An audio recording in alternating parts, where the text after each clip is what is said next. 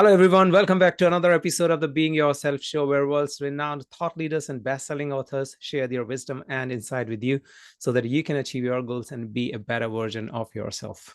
My name is Ajay Mathur, and my guest today is none other than Dr. Marshall Goldsmith. You may have heard about him. He has sold over 48 books, out of which many have been New York Times and Wall Street Journal bestsellers.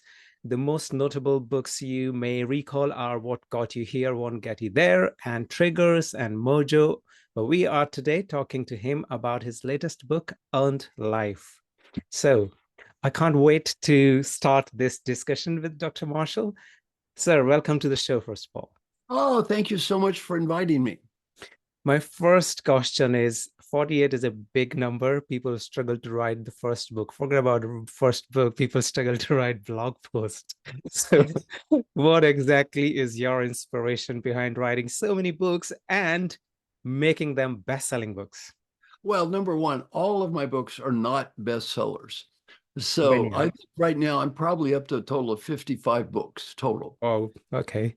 So I've got 55 books totals. I've done 8 bestsellers, 4 New York Times bestsellers. But I've also done 47 books purchased by my mother, my father, and my relatives. So, most of my books has not sold a lot of copies. What I'm good at is ideas. My 4 biggest selling books, which are the 4 New York Times bestsellers, which are What Got You Here, Which There, Mojo, Triggers, and The Earned Life. I did not write those books. If you look at the cover, the book says Marshall Goldsmith, Mark Ryder. Mark Ryder writes the books. I have the ideas. So we sit there, we talk, we have a great partnership. I'm the thinker and he's the writer. And so we've done 4 books together, all New York Times bestsellers. He's also my agent. So we have a wonderful, wonderful partnership. Part of the reason I've been so productive is I don't do things by myself. So I learned this from my friend Ken Blanchard. He's done 63 books last time I checked. And he sold, by the way, he sold 23 million copies. So he sold a lot more than I have. So Ken has never written a book by himself at all. He always has other people he works with. And you get a lot more done that way. And it's more fun. Yeah, and you've in this particular book, you have dedicated a chapter on that, like seeking help from others. We will talk about it in a bit. But you said that you have ideas. Right. Yeah. So anything that you can tell us to have kind of a lot of ideas which we can put together and structure it in such a way that people can use it. Well, again, if you're not careful, ideas are like insects. Many are Mm. born, but few survive. So, it's challenging to take that idea and translate it into something. One part of the book that I talk about that's very important for your question is called Credibility Must Be Earned Twice. Mm. Credibility must be earned twice, and most people never understand this very well. Now, let me go into some detail about what I mean by that. Part of credibility that we think about is doing good work, being competent at what we do, being qualified. Well, if you like credibility, though, it's what do you mean? Why are you credible? You're trusted. You're trusted to do good work. People believe that you're going to do good work. Well, Mhm. part of credibility is being competent, but the other part of credibility is being recognized for being competent. And those are 2 totally different things. Now, you mentioned books. Last year on Amazon, I believe there were 33 million titles. To be in the top half of all books sold, you had to sell 2 books in 1 year. Half of them sold 0 copy or 1 copy. Mm. It doesn't mean they're bad books. Many of those books are probably better than anything I ever wrote. No one bought them. No one bought them. Well, credibility is 1, be great, but 2, be recognized for being great. And if you want to really focus on building a brand, building book, whatever, you've got to do both. Or else you're just writing a book for yourself. Yeah. I mean, there are a lot of people who do write books, and nowadays it's so easy to publish book. You can self-publish, but Oh, the yeah. risk with that is you still apply so much of time and effort into writing that book. And when you do self-publish and there is no promotion happening, then it's like a lot of effort, but there is not enough audience to really appreciate the effort, correct? Exactly right. Mm. So one thing I always try to help people do is build a brand. Mm. And part of building a brand is being competent again. And part of building a brand, though, is being recognized for this competence. two very, very different things. Very different things. How did you do in the time when there was not enough social media available? Well, it's interesting with social media, as you mentioned, everything is completely different today. Hmm. Now, and it makes it better and worse. Better for me, I have 1.5 million followers just on LinkedIn. So for me, social media makes selling books, being well known, a lot easier. I did one LinkedIn thing and 10 million people viewed it. So, it's for me not impossible to send a message out on social media. If you're getting started on social media, it is very difficult. And you're competing with people if you're trying to do a bestseller like me. Well, good luck. It's hard because there's so many people out there that have thousands and thousands of followers. When I began, I worked with a very famous man named Dr. Paul Hersey. So I Hmm. didn't start my life at the bottom. I did one thing that was smart. I realized he was better than me. And I followed him around. I tried to learn from him. He was a wonderful teacher. And I said, I want to be like him. One day he got double booked. He said, can you do what I do? I said, I don't know. He said, look, I'll pay $1,000 for a day. I was making $15,000 a year. I was brought up poor. First 4 years I was in grade school, we had an outhouse. We didn't have indoor plumbing. $1,000 a day. And that was 46 years ago. You know what I said? Sign me up. So I do this program for the Metropolitan Life Insurance Company. They're incredibly angry when I show up because I wasn't him, but I got ranked first place of all the speakers. Well, guess what? They called him back and said, invite Marshall again. That's how I got into this business. Well, somebody had to help me. I mean, I had to deliver after he opened the door. He opened the door. And nobody opens the door, life is hard. So another advice I'd have for people who are listening is get mentors. Get somebody who's going to open a door for you, because no matter how good you are, it's hard to start at the bottom by yourself. Get a mentor and always be ready. You never know when the opportunity is going to knock your door. And be willing to pay your dues. I mean, one of my friends is a great chef, Dave Chang. Dave is ranked one of the top chefs in the world.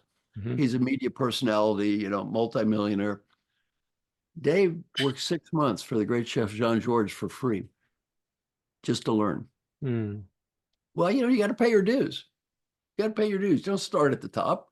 You have to pay your dues. And I was lucky because I got to meet a very famous guy. And then in the course of my career, I've had mentors like Peter Drucker, Alan Mulally, Jim Kim, Francis Hesselbein, amazing people.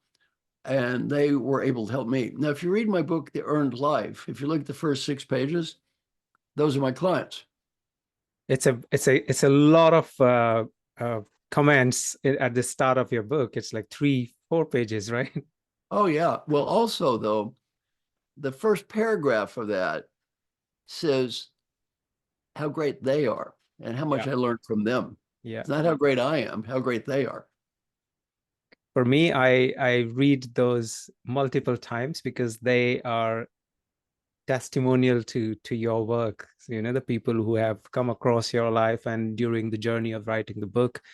So yeah, that gives a lot of good ideas about the author. What is the style going to be? So it's my personal style of reading books. I read Yeah. like all the metadata before I go to chapter one. I read table of content or whatever reviews people have given or the back cover Yeah. before I start reading. Uh, Yeah. Great. So in one of the chapter, you talk about aspirations and ambitions, and there is a subtle difference between the two. And I think a lot of people probably will get confused to what is the difference between having an aspiration and an ambition. So if you could just throw some light on that and why Well, it became the part of the Earned Life book. the first thing I never argue with anyone about a definition. Hmm. My old mentor, Dr. Paul Hersey, I mentioned, taught me that when I was very young. He said, never argue about definitions. People say leadership is this. No, leadership is that. Well, these are just words and people come up with different definitions. It's not they're right or wrong. They're just their definitions. So let me give you a little background, and then I'm going to go into these three qualities and talk about how they're different. First, what do you need to lead a great life in the first place? Well, one thing is take care of your health, but the book is not a book on how to take care of your health. Yeah. Two is have great relationships with people you love. My friend Dr. Bob Waldinger did the biggest study in the world. He's leading the Harvard intergenerational study on happiness in life. And Great relationships with people you love, very, very important. Then the third factor is you need enough money to have kind of a lower middle class income. You don't need to be rich to have a good life. You just need to, but not extremely poor either. Mm-hmm. After a certain level, money doesn't matter that much for having a happy life. I agree. And assuming you have a middle class money, you've got people you love, and you're healthy, what matters? Three things. The first one I'll call out, answer your question about aspiration, is aspiration. The way I define aspiration is our higher purpose in life. Our aspiration is our higher purpose. It's the answer to the question, why? Our aspiration does not have a time limitation. It's not something it'll be done when you cross a finish line. Our ambition, I defined, is our achievements. Our achievements, they do have a finish line. They do have a target. They do have a goal. There is some number or some quality that you achieve something. And then the third variable is our day-to-day actions. And our actions are, what am I doing now? And the quality of a great life to me is the alignment of these three. One, you're spending a large part of your life doing something that is important to you and meaningful to you. Mm-hmm. And by the way, no one can define that for you but you. Yeah. Number two, you do have achievement. And your achievements are connected to this higher level of aspiration. And then number three, you're both engaged in and enjoy the process of life itself. So you're not sitting there just achieving things. Now, the people who are listening to our podcast right now, let me describe their typical problem. Some people historically have been lost in the aspiration phase. Lofty ideas, visions, dreams, grandiose stuff, but they may not achieve anything, and they may not enjoy the process of life itself. That's called overweighting aspiration. Most humans in the history of the world have been overweighting action. They just do day-to-day life. They play the video game. They get through. They do whatever's necessary to get the job done. They're not bad people, but they're living day-to-day lives. And the history of our ancestors, mine and yours, most of these were poor people. They didn't have money. They didn't have time for these higher level things. They were just living day-to-day lives. The people listening to you right now and to me right now tend to have neither one of these problems. They tend to be focused on the ambition phase and what I call addicted to achievement. They tend to be so focused on achievement that they sometimes forget, why am I achieving this stuff? What is the higher purpose? Or they forget to enjoy the process of life itself. Addiction to achievement. Now, let me give you an example of this. Where are you right now physically? Oh, in London. You're in where? London, UK. London. Yeah, your ancestors are from India, right? Yes. You know the Indian Institute of Technology. Yeah.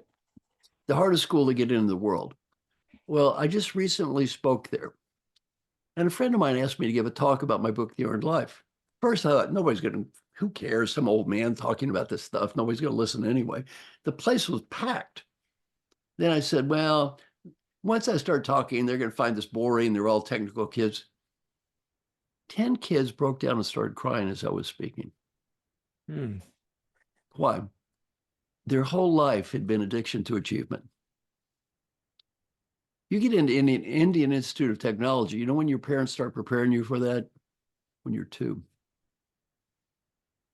I know some people there are some memes and jokes about it, you know, the Oh, yeah. ladies getting pregnant, you know, start studying for IITs. Exactly. I know. It's brutal. Well, addiction to achievement, what happens is, if we're not careful, if you study the Gita, for example, which I'm a student of Hindu philosophy, the whole point of the Gita is never place your value as a human based on results. Because when you do, you make a mistake 2 ways. One, we don't control the outcomes. You don't control the outcomes. Nobody controlled COVID. Things happen, right? But 2, what happens after you achieve the results? See, we have this myth that if I achieve this, I will be happy. If I achieve this, I will be at peace. Or even worse, if I achieve this, it's happily ever after. Well, there's only one book that has the same ending, and they lived happily ever after. That is unfortunately called a fairy tale. That's not the real world. Yeah. In the real world, we start over every day. Well, a lot of the people I work with, I have to coach them about, don't place your value as a human on achievement. Let me give you a couple of examples, extreme examples. One is Michael Phelps. Michael Phelps, talk about Really? achievement, Mm. more gold medals than anyone in Olympic history. What do you Yeah. think about doing after winning his 25th medal? Kill himself. If achievement would make you happy, he'd be the happiest Olympian that ever lived. He wanted to kill himself. Albert Bourla is a great client of mine. He endorsed the book, CO Pfizer. I called Albert a couple, 3 years ago. How's it going? He said, pretty good. Came up with that cure for COVID. I said, thank you, Albert. Took that shot, maybe saved my life here. Good job. Anything else? Oh, stock prices all-time high, employee engagement, on and on. He was CEO of the year. I said, Albert, what's your problem? He said, I have a huge problem. So what is it? He said, next year. Next year. You think the people who bought the stock at this price care that he cured COVID? No. They don't care. This next year. That's it. If you place your value as a human being on achievement, you're playing a game you can never win. The Buddhist term for this is the hungry ghost.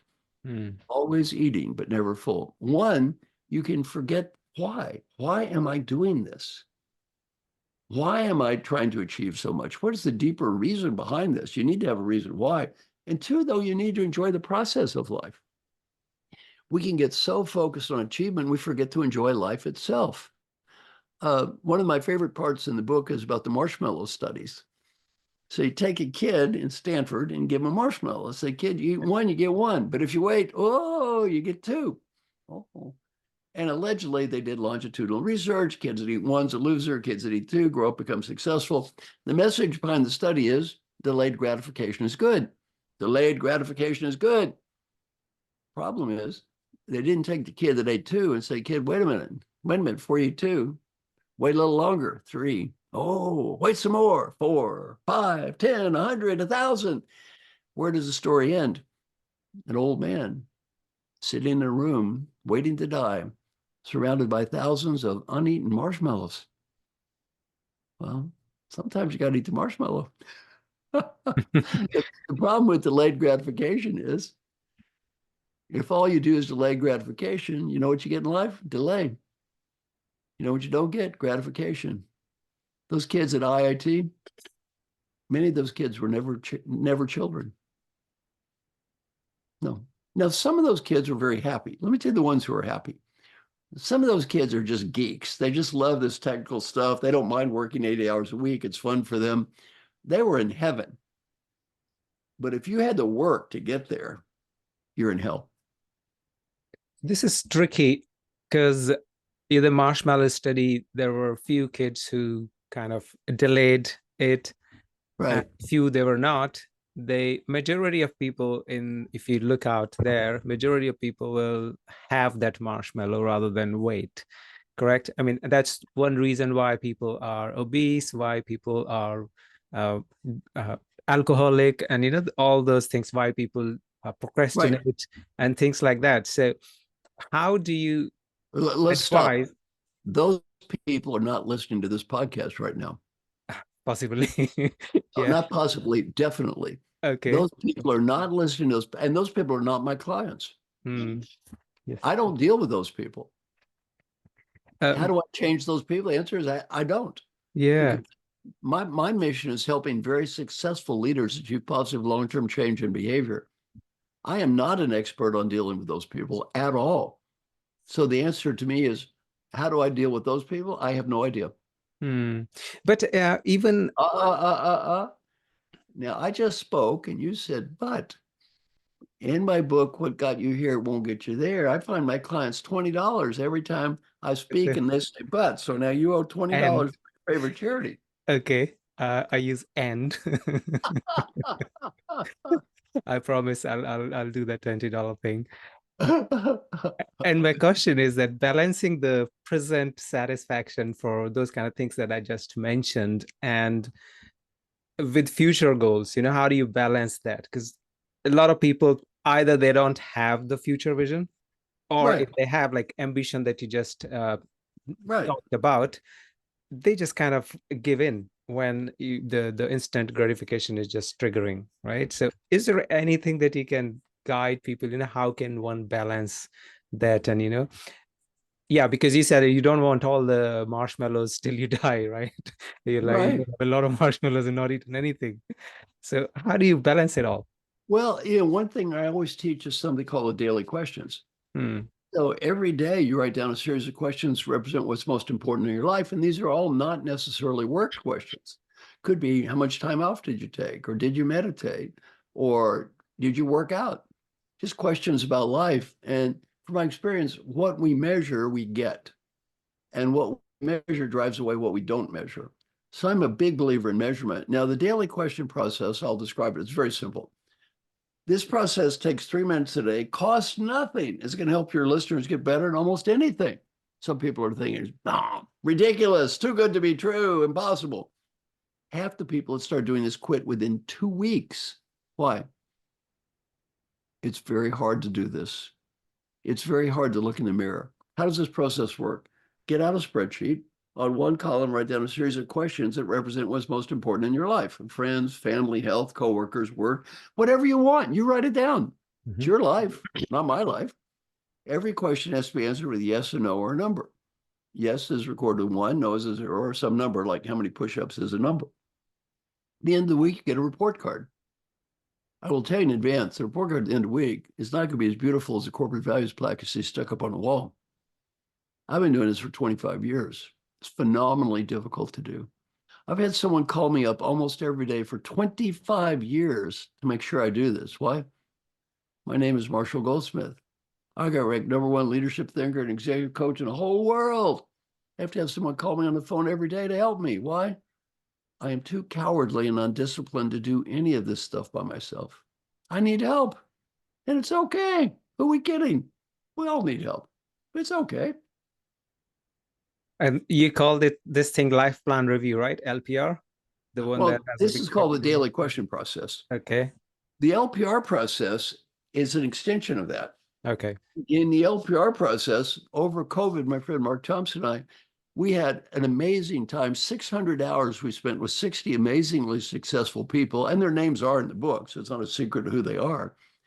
And, head of the Olympic Committee, the head of the Rockefeller Foundation, head of the World Bank, on and on, amazing people. Every week they talked about their lives. They did these daily questions every day. And do we do a little report card at the end of the week? You know what you learn very quickly? Life is easy to talk and hard to live. If you read the bios on these people, you think they're all like gods. Nope. Nobody gets a pass in life. They get kids with drug problems, parents with Alzheimer's disease. They get divorced. You know why? They're humans. They're just humans like everybody else. And you do this every week. It's very humbling. Because what it does, it shows we're all just humans here, stumbling through life as best we can. And nobody gets a pass. Yeah, you see how those people are. I'm sure your readers think, boy, those people are like gods. No, they're not. They're just people. But that's the thing, right? If they are But that's the thing. That's the 40. $40. Okay. See, I'm teaching you something here. Thank you very much for that. I This was is a just good. bad habit. If someone talks to you, the first part of their mouth is but. That but tends to erase the value of whatever they said. Correct. The problem happens when, as you said, that people who are preaching, they have their own share of problems. But when I can talk to you personally about me, I do have massive imposter syndrome, because when I tell something to somebody, I feel like, am I practicing it completely 100%? Am I perfect in it before I share it with others? You ready for coaching now for you? Sort of, yes. Ready? Okay. #1, never say what you just said. Said, I have a massive imposter syndrome. Quit saying that. Okay. Why? That is called an identity statement. Well, as long as you say, I am this person, guess what? You're probably going to continue to be this person. It's unlikely you're ever going to change. Or even if you do appear to change, you're going to feel like a hypocrite or a phony because you think the real me is this person. There's no such thing as the real you. You do not have an incurable genetic defect that is forcing you to have this massive imposter syndrome. This is just a bunch of garbage that you've picked up over the years and can easily be changed. But it's never going to be changed as long as you say, that's who I am. So now you say, thank you, Marshall. Thank you. Yeah, thanks for coaching me. I was just going to say, really, I have to stop. I have to change the language, and that'll help me create some sort of neuro-linguistic pathways in my brain. Yeah, exactly. Exactly. I mean, well, you don't have some genetic defect that's Yeah. forcing you to have this quote imposter syndrome forever. Mm. Now, so let's talk about the imposter syndrome. Ready? This is Go for another it. chapter in the book. Yes, please. My book, What Got You Here Won't Get You There, is largely about me coaching phenomenally successful people. Yes. And in the quadrant between overselling and underselling, they tend to oversell. My book with Sally Hogan called How Women Rise, massively successful book. But a lot of women, she talks about undersell. They don't promote themselves enough. Peter Drucker said our mission in life is to make a positive difference in the world, not to be smart or right. All right, now I'm going to give you some coaching for underselling. My clients typically oversell. Why? They're very successful people, tend to be rich people, mostly men or very assertive people. They tend to oversell. That whole book's about overselling. You brought up a different problem for yourself. It's called underselling. Now I'm going to give you some more coaching. Are we ready? Yes, please. Question number one.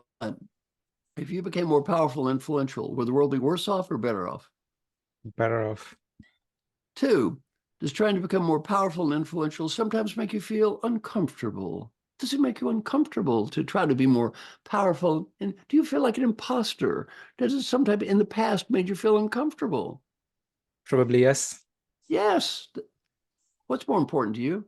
Making a positive difference in the world or being comfortable? Making the impact in the world. Then guess what? Get over it. What do you say? Thank you, Marshall.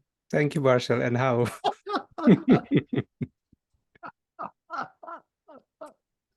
Oh, this is good. So you didn't know you were going to get coached. Yeah, but I'm glad that I'm being. My next question was how? How what? Because they the feeling of faking, or if I'm being an imposter, that overcomes the feeling that I'm making an impact Well, the in the first world. thing is you do your best. And the second thing is quit comparing yourself to God. Yeah. I mean, quit comparing. It's not you versus God here. It's not you versus perfection. It's you versus other human beings who are charging similar amounts of work for what you're doing. Well, you don't have to be better than God, just need to be better than them. Thank you. Coach me on discipline now. There is a section about discipline, and there are some building blocks about discipline, 5 building blocks. Tell us more about that. Well, discipline is a lot of what I teach. In my book, I talk about my friend Alan Mulally, probably the greatest corporate leader in the world. He and I are working on a book together now in the last 20 or 30 years. He went to Ford, the stock was 101. He left was 1840, went up 1,837%. He was CEO of the Year in the United States, ranked the best corporate leader in the world. Amazing man. Well, Alan has a discipline called the business plan review process, which I build on in the book. At Ford, he goes to Ford, the company's going broke. Every leader has to show up every week and say, here are my top priorities, red, yellow, green. So he said, the first week, everybody come up with 5 priorities. So 16 leaders, 5 priorities, 80 priorities, red, yellow, green. They're losing $17 billion. You know what happens? Everyone said green on everything, all green. So Alan says, wait a minute. We're losing 17 billion and everything is green. We're all on plan. It must be a bad plan. Let's do it again. Finally, somebody said red. He stands up and applauds. Thank you for having the courage to say red. Well, he has a discipline. Every week, you got to look in that mirror. Every week, you got to stand up. Every week, here's what's going well, here's what isn't. Every week, you admit your problems. Every week, you try to get help and move forward. That's exactly what led to the life plan review. It's a discipline, and it is hard to do. It is hard. It's much easier not to look in the mirror. Now, part of that discipline is also called active questions. Most work on employee engagement is around passive questions. Do you have clear goals? Do you have meaningful work, etc.? Nothing wrong with these questions, but they get you to focus on out there. And if you've got a problem, it's their problem. active questions that begin with the phrase, did I do my best to? You have to look in the mirror. And just by asking 6 active questions, you're going to have a better life. Did I do my best every day to set clear goals? Did I do my best every day to make progress toward achieving my goals? Did I do my best every day to find meaning rather than waiting for somebody to give me meaning? Did I try to create meaning? Did I do my best every day to be happy? Did I do my best every day to build positive relationships? And finally, did I do my best every day to be fully engaged? Why? These questions get you focused on what did I do my best? That's the essence of the Gita. Did I do my best? It's not did I achieve results? You may or may not have achieved results, but did you try? Easy theory, tough. All right, let me ask you a question. Average day, 1 to 10 scale. 10 is high, 1 is low. What would you score in the answer to this question? Your honest answer is, did I do my best to be happy? What score would you get on the average day? Did I do my best to be happy? 6. 6. Now, when you went to school and you got a 6 out of 10, would you be proud of that result? No. No. 6 out of 10. The average score in the world is 5.5, about the same as yours. You ready for more good coaching for you? Yes, please. Raise the score. Raise the score. Now, you could look at me and say, easy for that old boy to be happy. He's rich. He sold 3 million books. He blah, blah, blah. He hangs around with big executives. He has this dream life, right? Easy for you, old man. See, you have something I don't have. You know what that's called? 30 years. Now, you want a few million books? You send me the 30 years, I'll send you the damn books. You see, you're screwing up. Did I do my best to be happy? 6.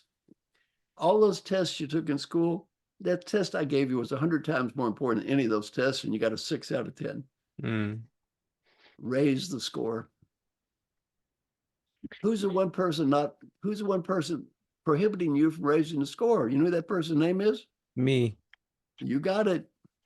Thank you, Marshall. Thank you. Thank you, Marshall.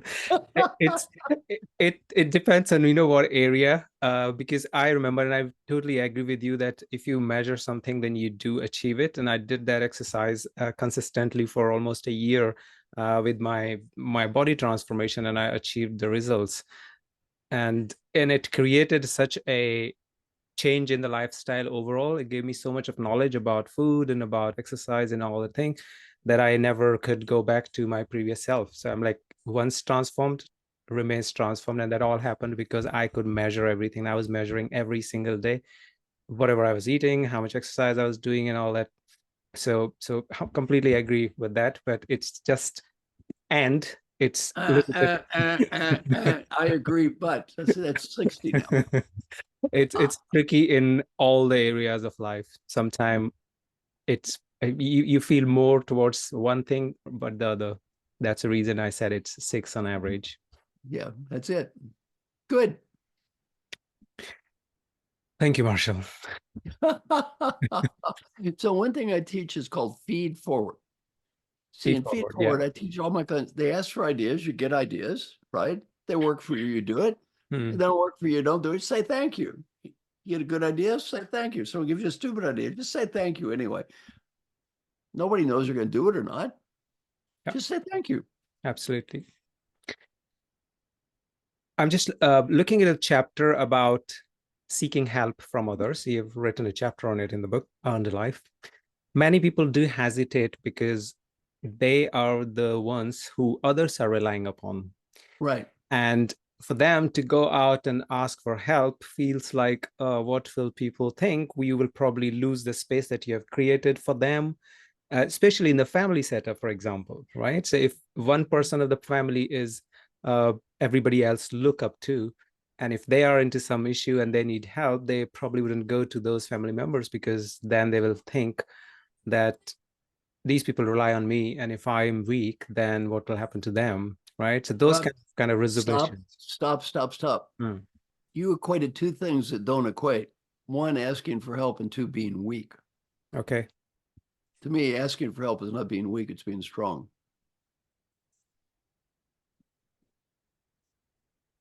But that's to you. How about, and that's to you. How?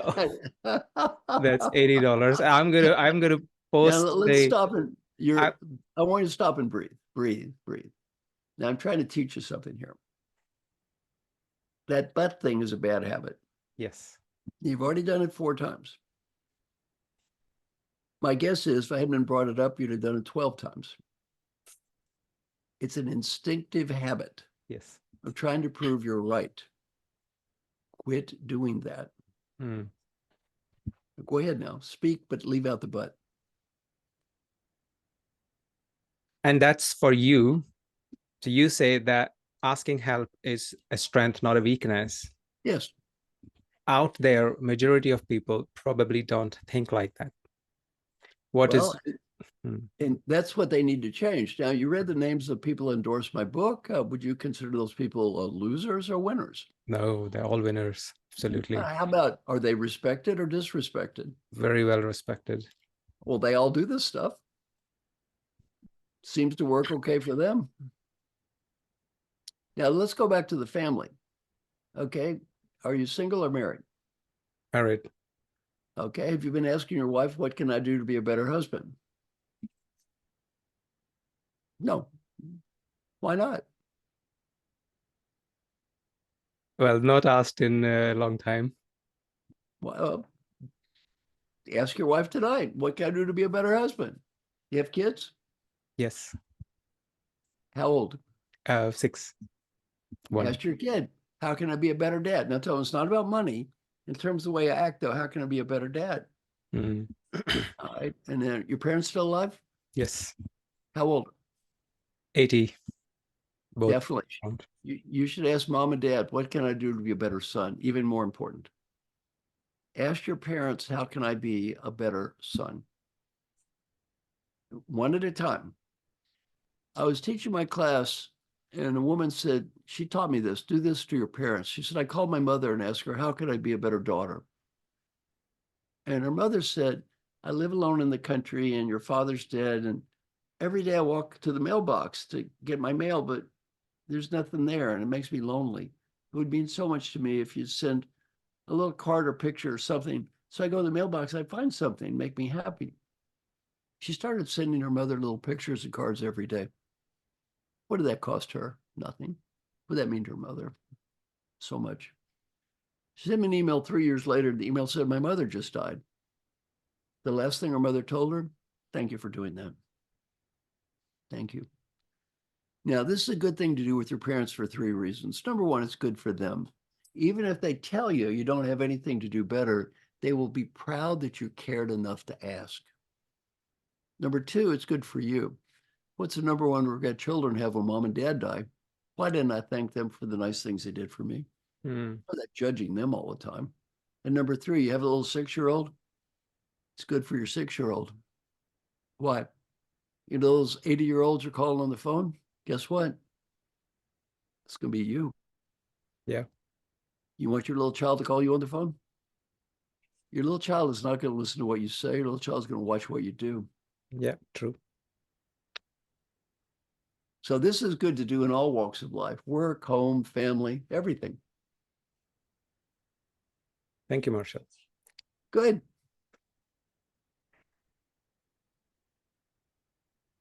How do you make this, earned life kind of practices a sustainable habit? Because I've read the book and I really loved it. And You don't. See, this is a great myth. The myth is, how do I make this last forever? It doesn't. You start over every day. Why do I have to have someone call me up every day? I wrote the book for 25 years. Why? It's hard. It doesn't get easy. No, there's no such thing as sustainability. One of the great concepts of Buddhism is impermanence. There's nothing that is permanent. We start over every day. There's no such thing as permanence. Every day we start over. And by the way, this stuff is hard to do every day. We want to believe that one day I'm going to, quote, get there. I'm going to get there. I'm going to be enlightened. I'm going to get there. I'm going to be happy. Everything's going to be fine. Everything is sustainable. No, that's not real. That's not real. You see, we believe that if I achieve more, I will be happy. And once I achieve enough, I'll be happy. Wrong. One of the guys in our group was Safi Bakal. Safi said he finally realized as a scientist that happiness and achievement are independent variables. I said, I'm glad you realize this. You already have a PhD in physics from Stanford. You were in a New York Times bestselling book called Loon Shots. And you're worth millions of dollars. And you've consulted the presidents. That's not enough achievement to make you happy. What is? He said, you're right. So there's one more concept that I want people to understand, which is about singular empathy that you have another chapter in the book about, how does that Can you contribute? say, I didn't understand the word you said. Singular empathy? Yeah, singular empathy. Yes, empathy. Yes. Empathy, yeah. So how does that contribute to have more fulfilling and earned life? Any practical steps that you can help tell people to develop that quality? Well, the first thing is we are often taught that empathy in and of itself is good. And one thing to talk about, empathy can be good, yet empathy could do more harm than good. So what is empathy? The ability to put yourself in somebody else's position, to feel what they're feeling, hear what they're saying, and be like, understand things from their perspective. Sounds good. Could be good, could be bad. Let me give us examples from the book. And I love this chapter. So, because all this sounds good. The first part is, I feel your pain. That's a kind of empathy. Sounds glorious and magnanimous. I feel your pain. Well, it's good because it gives you more of understanding of another person. The reality is you can't live that way. Like, I'm the coach of the CEO of St. Jude's Children's Hospital. I coached the guy's head of the Children's Hospital. He said he went home every night the first 2 months as an intern and cried. He saw kids die every day. You can't live with that pain. He's got a wife. He's got kids. He's got a life. He's got to learn to let go of that stuff. It's okay to a point, but only to a point. Beyond that point, it does more harm than good. The second type of empathy is empathy of caring. Now, that sounds good. I care about you. I want to help you and all that stuff. Sounds very nice. But I got one example I love in the book about a hedge fund manager of all people. So I'm watching it. These are two very famous men. One of them is worth $1 billion at the time. The other's worth $3 billion. They're both worth a lot more now. And the billionaire guy is interviewing the $3 billion guy. And he says, why don't you have a fund? You'd make a fortune. Everyone would invest with you. The old man says, I'm not as good as I was. Well, the young guy says, what do you mean? You know more than ever. He said, I'm not as good. The young guy said, well, why not? He said, I started caring. Now, he said, when I was young, I made billions of dollars. I lost billions of dollars. Now, obviously, I made more than I lost. That's why I'm rich. I grew older. I started caring if this is somebody's health care, their pension. He said, I became much more conservative and much less effective. That's why doctors can't operate on their children. They care too much. It gets in the way. So caring is good to a point, but not beyond that point. The next type of understanding, I know where you're coming from, could be good, could be bad. If you're a leader, you say, well, the reason a person fails is this and this. You can make excuses for people, and all of a sudden you can start excusing things. And the final one is the empathy of doing something. I don't just understand it. I'm doing something to help you. Could be good. On the other hand, you can create people who are childish. They never grow up. One of the nicest women I ever met said, I'm a fixer. My problem is I fix everybody else's problems. They never grow up on their own. Now, singular empathy, what does that mean? I'm being the person I need to be right now in this situation. That's what it means. I'm being what I need to be right now in this role. Could be a leader, could be a coach, could be a father, mother, whatever it is. I'm being who I need to be for this person now. And we have a great example in the book from Telly Leung. Telly is a Broadway star. He played the role of Aladdin on the play Aladdin on Broadway for 3 years. Ask him, how do you do it every night? You got to get out there and show empathy to that audience every night. You're doing the same play for 3 years in a row. You know what he said? Kelly, he's gay, and he said, I was a little boy, I was 8 years old. It wasn't easy for me. I went to a Broadway play, music, singing, dancing, and it made me so happy. He said, I go out there every night. You know what I tell myself? It's for that kid. If there's one kid in that audience, this plays for that kid every night. That's why he's a great actor. He is able to be what he needs to be. I mean, he's also gay in the play. He plays the role of a guy who's in love. So I fall in love with her every night. Well, I'm not in love with her after the play's over, but during the play, yeah, I'm falling in love with her. And she had a replacement. I'm falling in love with her replacement every night. Well, that's what it is. It's being what you need to be in the situation. Not saying, here's what I feel like. Who cares what you feel like? Yeah, who cares? You're with your kid. All right, you had a hard day. It's not your kid's problem. You be what you need to be for the kid. How do you come out of what you have been going through? Let's say you had a bad day at work and you come back home, you're not yourself when you're talking to your kids. What do you So do in that situation? you've had a bad day at work. So what? Suck it up. You ever been in sales? No.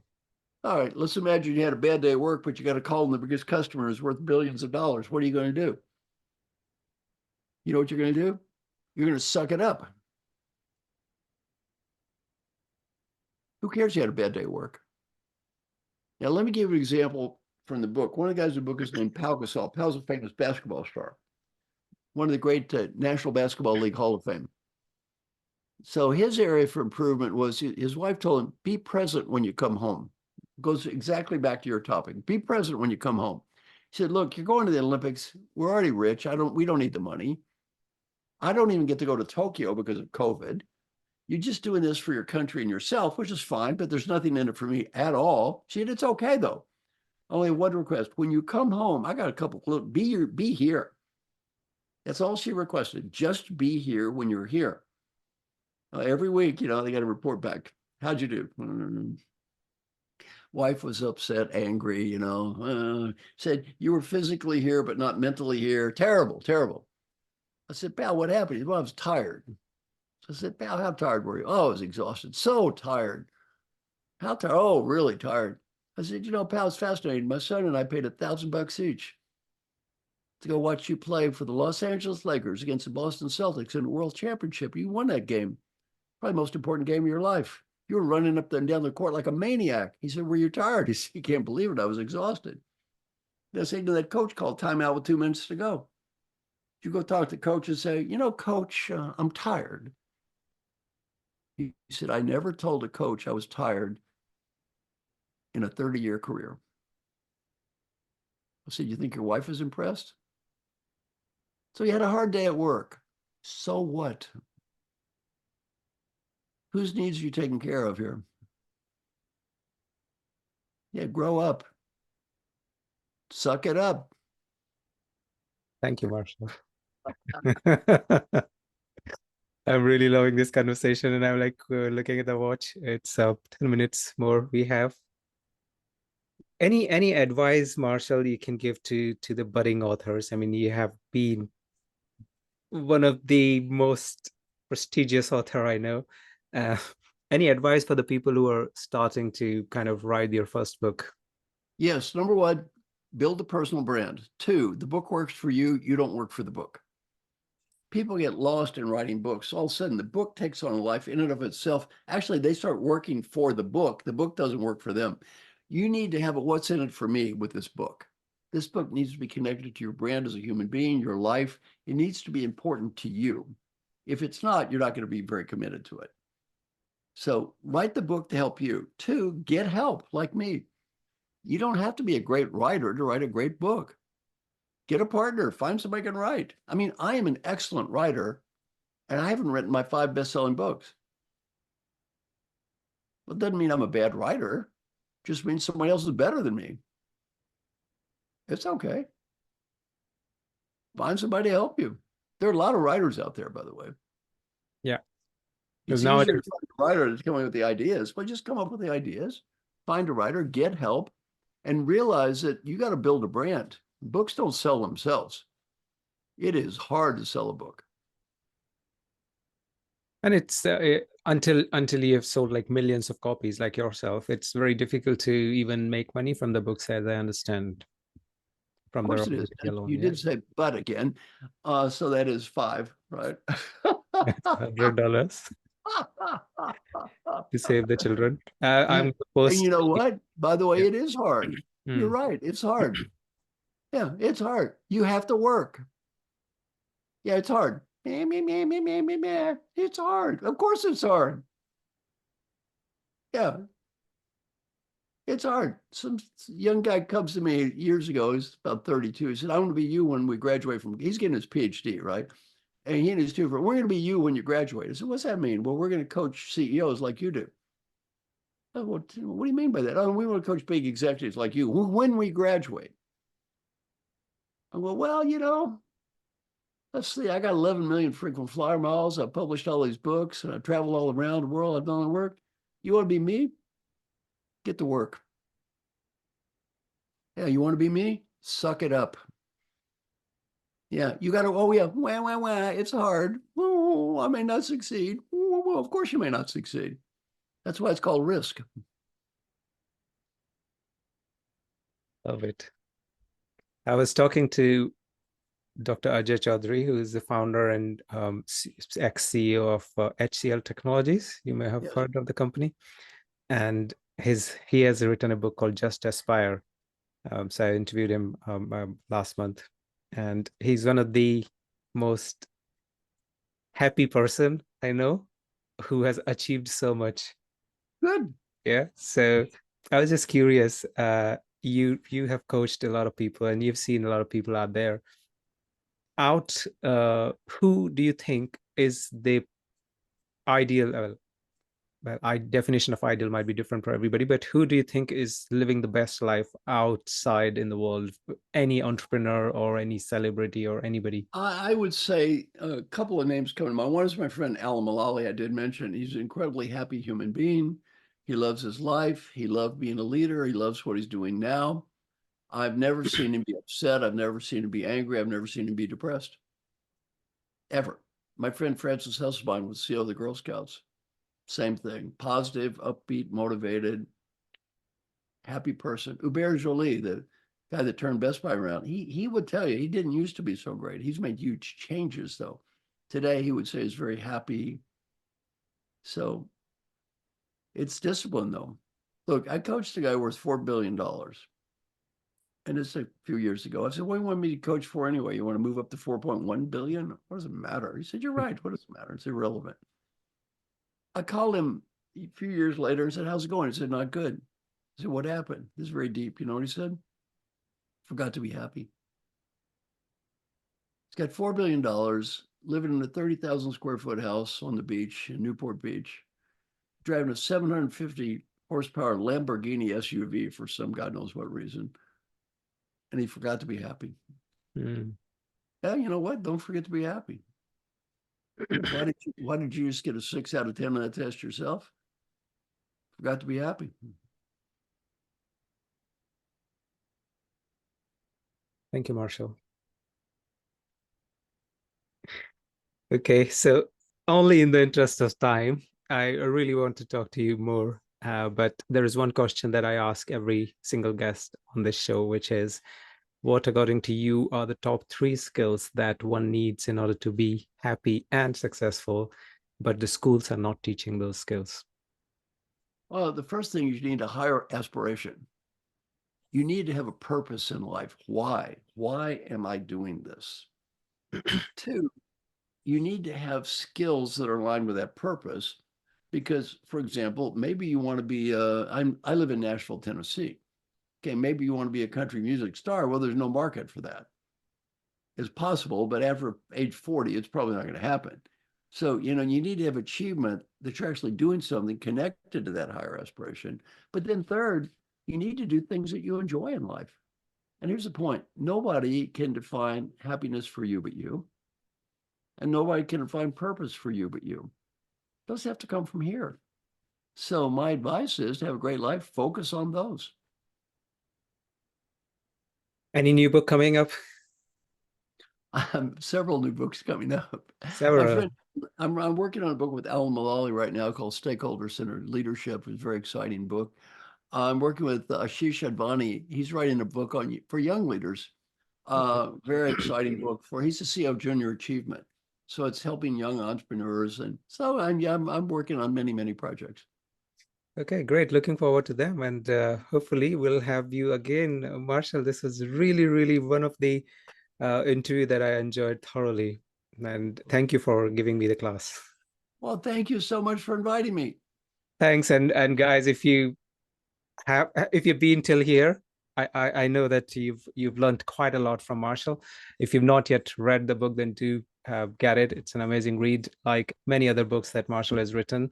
And yeah, I'll see you again next week or next whenever. Till then, you stay healthy and keep learning.